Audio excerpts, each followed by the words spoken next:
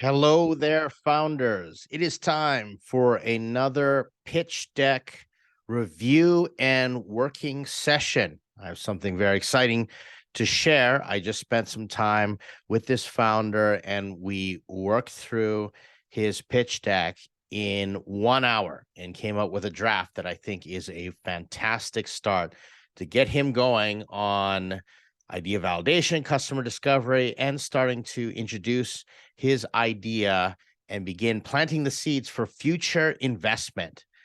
This is a photography based startup, and I'm going to show you the before and after. And I'll explain how we work through the logic.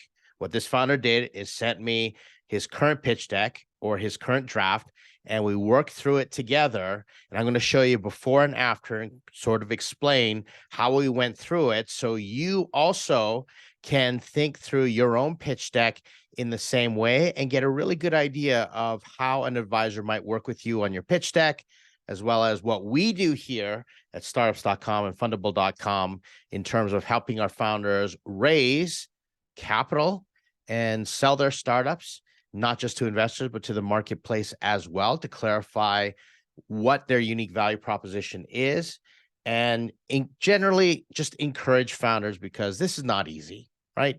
You have your own startup and you've been staring at this pitch deck and driving you crazy. It's always helpful to have someone from the outside be able to walk you through and do it together. And that's what we do. We do it together with our founders.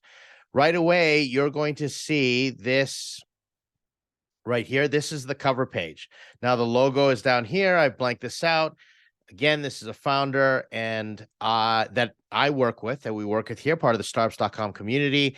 But I'm a big fan of this founder, and that's the reason I asked permission to be able to share this, because I really do believe in what this startup is going to do. And I've seen lots of evidence and traction already that is very encouraging. And that's the reason, again, that I want to be able to use this as just a learning experience, an ability, an opportunity for all of us to look at this together. The future of authentic content. What does that exactly mean? I don't know what that means right away. And sure, the logo does have the name that explains that this is a photography startup, but it's not a great way to start. It's confusing automatically if the investor or whoever you're showing this to has to automatically put in work to figure out what's going on. That is not a risk that you want to take. This is not advertising. This is not marketing. So I start off by saying, you know what, just get a title in there and then get a one-liner, and I'll explain how I did it and show you an example. A one-liner that gives us an idea of where this deck is going. Very straightforward. No fluff, no marketing hype. Just get into it right away. Next is the problem slide. The $37 billion global photography market. Won't read the whole thing, but as you can see, we got two sentences that look like two paragraphs. They're long sentences, and right away, it's very confusing. $37 billion global photography market is plagued by unclear experiences, unshared cost models, and long turnaround times. Okay, like, what does that mean? What's an unclear experience? And what are you referring to when it comes to cost, unshared cost models? Consumers don't trust photographers, do they? Like, what's the reason you're saying this? When they don't know when they'll see their photos, okay, they don't view professional photographers as a solution for what? Type thing. And again, it's already starting off. We're in vague territory. After work, it's a long, it's a lot of information crammed into these two sentences. And the problem slide or the problem statement and problem with solution is like 80% of the work. So you want to nail this so that the investor says, okay, I see the problem, I understand the problem, and you give them opportunity out of that clarity to say, I care about the problem. Solution slide. So this startup offers crowdfunded photography at 1/10 of the price with delivery in minutes, not weeks. Okay, pretty straightforward. Our no commitment model allows photographers to earn trust with delivery quality, while shared cost makes photography more affordable. Now you just complicated things here in this slide. And I know, believe me, I've worked with this founder. We met several times. I know where this founder is going. And that's the reason I always, jump on there, because I want founders to be able to communicate their startup in a way that exemplifies the potential that is there. Usually the internal reality and the external perception are completely different, because founders are unclear or don't necessarily, they haven't refined their pitch decks to communicate what that internal reality really is. So here we are, we offer crowdfunding photography. The issue is these two, the problem and the solution, aren't really aligned, kind of, but you've lost me. It's so muddled in there. Great, photograph though. And this is actually, a photograph from this actual startup. This isn't stock photography. This is one of their product photos, right? So let's continue. This company is riding on a series of industry tailwinds. Okay. So consumption, Gen Z, and then I got to read all this information, SMB, authentic, creation growth, consumption, creation, technology, too much information. I don't understand. And not only that, this is sort of your market potential slide. There's not enough data in here for me to understand, is this billions? Is this hundreds of millions? What's going on? I have to start making things up and start, trying to figure that in my head. And therefore, if I have to do the work, then I'm going to question whether the founder has really thought this through, has gone through what Andreessen Horowitz calls the idea maze in all the ins and outs of this startup and their industry. So then facial recognition, AI-based editing, enable near real-time photo delivery for guests. There's information, onboard, shoot, process, deliver. Okay, I'm not making comments about the technology. Technology is going to be super cool, by the way, but here we are. And I'd like to see this simplified, attack unsolved for environments that disrupt the massive traditional event photography market. Again, when we get into hyperbolic statements and you have to say things like disrupt, then you're going to lose the investor, because we've heard it so many different times. It's just not necessary, right? And so, again, I don't really understand, currently will unlock, doesn't make a lot of sense. And you've lost me right here, but that's okay. We're going to continue on. Free to host model will accelerate growth as venues invite us to function as their no cost content generation machine. I thought we were talking about photographers. You haven't really described what's going on here. Type thing, stakeholder, provides, receives. Okay. It's too much. Remember, this is going to be a screener deck. This is an idea validation deck to get out there and just sharpen the tip of the arrow, right? And get your message very clear, get them engaged. So you don't need all this information right here. Not yet anyway. Later on, you may want to include this in due diligence when they start asking more questions, how you've thought through the idea maze, but not necessary. I like this. This is a good start. No competitor delivers authentic photos in real time. We do at the fraction of the price. Okay. Saying no competitor, delivers this, etc. You're making a pretty grandiose statement. It might be true, but competitive analysis is all about understanding and, looking at competitors with a realistic view and saying, hey, these are the alternatives that people could be doing. These are the, competitive factors that we have to deal with. So here, therefore, let them come to their own conclusion that you're the only one that does something there. But I know this founder has really thought through the competition, and I like the fact that he's, included things like photo booths and guest phones. So often you want to acknowledge competition that people would use if they don't know your solution exists, or like the old-fashioned way of doing things. And then this is a bit about traction. Again, this is what I really like about this story, is because this founder was told, hey, you can try, like we'll be a test client, but I doubt you're going to make any money. Well, he went out and proved that you can make money. Now, did he actually make a profit? No, but this is all about, hey, we learned something. So this is super cool in terms of this is, actual real, this is real product right here. This is real product right there. So that's what gets me excited, that this founder is out there even before all the technology stack is delivered. He's going out there and validating his idea and getting traction. And so then here's our founder, good looking kid, and all the background, all the little bullet points to show that he has the domain expertise. He's been, involved in this product. He's second-time founder. He's looking at photography experience. He knows what this is all about. He's in the industry. And that's the last slide right there.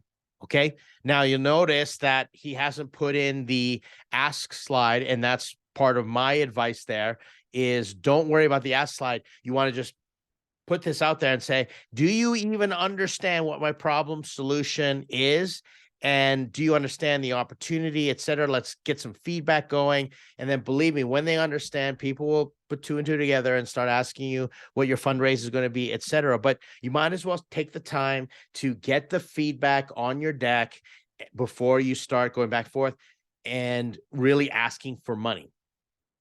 In this case, so this founder sends me the deck. I say, okay, you lost me. I was just straightforward. I kind of got lost in this. So let's get together, take what you've done, talk it through, and boil it down to some slides. What I'm going to show you now is the screener deck. It is the first draft. It is hot, fresh, off the press. Most likely it's got to go through several iterations, but you'll see how I went from all that information in, good looking deck, and then boil it down into something that we could use for investors, idea validation, to get people really looking at it and understanding and providing the right feedback.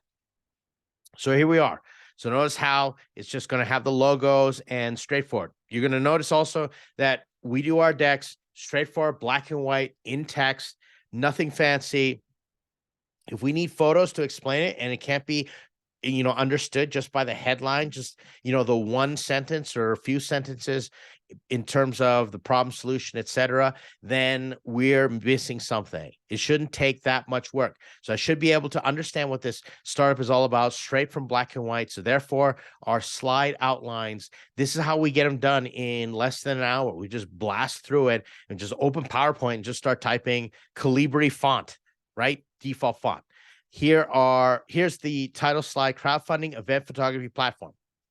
People want to take photos to capture their experiences in real time, but can't. Instead, they rely on selfies or hire expensive photographers. This is our first straightforward. I asked this founder to give me the status quo pain case, right? What's painful? What's going on right now? How are they doing it right now? And then this founder began telling me how he's already done some market research and he surveyed and everything. I said, this is really good. So we came out with a couple other versions that we can choose from. Out of 20 people who wanted a photo of themselves at an event, only one say they got a good one, right?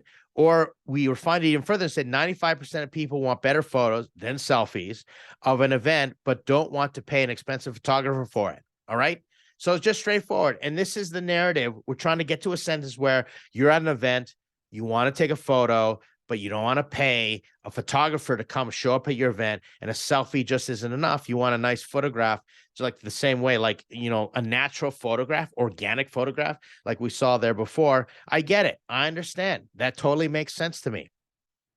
So he's going to take these sentences and he's just going to pick one, massage one, and have one sentence right there on the page for everybody to understand. Now we get to solution. This startup is a crowdfunded photography platform, some grammar mistakes in there, that sends photographers to events to capture moments while sharing the cost across attendees as a free content generation tool for venues. Okay. So now we're getting to just something really straightforward. We're sending photographers, we're going to capture events, the attendees are going to, create it, but it's a free content generation tool for the venues. That's how the venues are going to invite us in. Straightforward. Right. And we're going to massage this sentence. And already I see, just reading it for, the third or fourth time with fresh eyes after I stepped away from it, I can see where this sentence can be massaged a little bit. But notice the dramatic difference before and after is just straightforward from the previous deck. Market opportunity. Now, instead of saying photography is a $40 billion business in terms of everything from cameras to film to, well, they don't even use film. Some people still use film, cameras to, memory cards and all that stuff. Well, that doesn't really say anything. That's a top-down analysis and say, if we capture 1% of that, we'll be making, $400 million a year. No. What you want to do is figure out bottom up, how do you demonstrate that this is a clear opportunity worth billions? So we looked up some stats and we saw 95 million photos are uploaded to Instagram like a day. And we thought, how many of those are at events and experiences that could use this type of service? How many selfies, photos, etc. So, how many event photographers are hired compared to how many events are out there? And we just want to extrapolate some numbers. So, this founder's got some homework to figure out. Instead of saying event photography is a $40 billion business. Well, that's just not going to cut it. We need to understand exactly what are the numbers. We need to show our math. And I know a lot of people have different views and ideas. Let me just say this, I repeat this over and over again. TAM, SAM, SOM, people have different ways of going about it and different approaches. The purpose is to clarify and put it right in the mind of the investor or the other people that are going to be looking at this and understanding the opportunity. This is massive. There are millions of people who will pay lots of money to equate to $1 billion opportunity. And if we just capture 1% of that, we're going to be making $100 million a year, which makes us a unicorn. That's the goal of this site. So I'm agnostic to how you get there.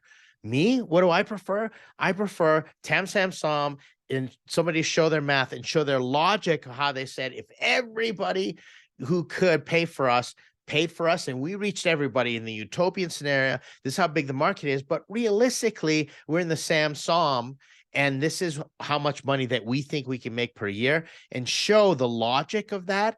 I like founders that do that because it gives me a point of conversation to start with. Therefore, find your way. We also teach other ways to say, this is how big the market is, but we're going to focus on this market and grow into the big market. Doesn't matter. Again, I'm agnostic. I have my preferences. I'm a smart enough person. Investors are smart enough that as long as you show the logic, they can have that conversation and you can go back and forth. Believe me, the exercise of doing this alone is enough to impress an investor and to say, okay, you really thought this through, instead of gone and Googled how big is the photography industry. Well, that's just not going to cut it. Investors can smell that sort of laziness a mile away. So that's the homework that we got in this instance. Right. So how it works, we just made it straightforward. Venue posts a gig for this startup. The startup matches with local vetted talent. Photographer takes photos for free at the event. Photos are uploaded to software. Guests will deliver their set of photos for preview and purchase. Venue can use a full gallery for marketing purposes. Bang. Just straightforward, right? And so, we could have little boxes and what have you, but it's just got to be, the person looking at this, it's like the mom test. Like, can you just understand just straightforward how this business is going to work? Now, in this case, we want to add a secret sauce slide. So we've got AI facial recognition, live editing software, online marketplace for matching, etc. So we're just going to highlight that. This is the secret sauce. In some decks, you want to put your unique insight, something that that other people don't know, and boil it all down. This is a new business model. So we just put, here's the business model. This is how we're going to make money. Free to host. Straightforward. Guests pay by the volume of photos purchased. Example, $10 for individual photo with editing. Traditional entry costs of hiring photographers, $200 to $500 more. So you see how we've contrasted. So instead of paying $200 to $500 just to get a photographer there, you can just wait and see it's free to look at your photos, and then you pay $10 if you want it, right? You can see already we've got like a 20x value potentially happening, minimum 20x value.